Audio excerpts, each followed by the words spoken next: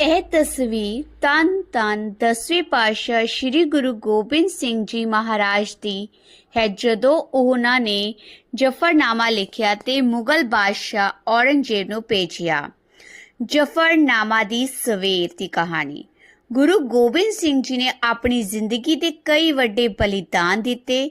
ਚਮਕੌਰ ਦੇ ਯੁੱਧ ਵਿੱਚ ਗੁਰੂ ਸਾਹਿਬ ਦੇ 4 ਸਾਹਿਬਜ਼ਾਦੇ ਅਤੇ ਅਨੇਕ ਸਿੱਖ ਸ਼ਹੀਦ ਹੋ ਗਏ।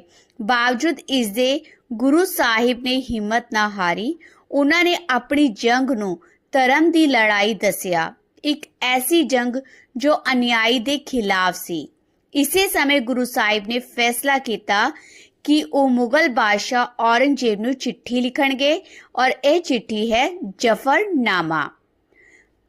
ਜਫਰਨਾਮਾ ਵਿੱਚ ਗੁਰੂ ਜੀ ਨੇ 111 ਸ਼ਲੋਕਾਂ ਵਿੱਚ ਬਾਦਸ਼ਾਹ ਨੂੰ ਉਸਦੀਆਂ ਧੋਖੇਬਾਜ਼ੀਆਂ, ਕਪਟ ਤੇ ਜ਼ੁਲਮਾਂ ਦਾ ਬਿਆਨ ਕੀਤਾ। ਉਹਨਾਂ ਨੇ ਕਿਹਾ, ਔਰੰਗਜ਼ੇਬ ਨੇ ਕਈ ਵਾਰ ਵਾਅਦੇ ਤੋੜੇ। ਉਹ ਆਪਣੇ ਆਪ ਨੂੰ ਧਾਰਮਿਕ ਦੱਸਦਾ ਹੈ ਪਰ ਅਸਲ ਵਿੱਚ ਕਪਟ ਨਾਲ ਭਰਿਆ ਹੈ।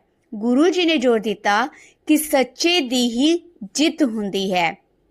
ਗੁਰੂ ਜੀ ਨੇ ਇਹ ਵੀ ਲਿਖਿਆ ਕਿ ਜੇ ਤਲਵਾਰ ਨਾਲ ਬਦਲਖ ਨਹੀਂ ਲਿਆ ਜਾ ਸਕਦਾ ਤਾਂ ਸੱਚ ਦੀ ਬਾਣੀ ਅਤੇ ਪ੍ਰਭੂ ਦੇ ਭਰੋਸੇ ਨਾਲ ਹੀ ਇਨਸਾਫ ਹੋਵੇਗਾ।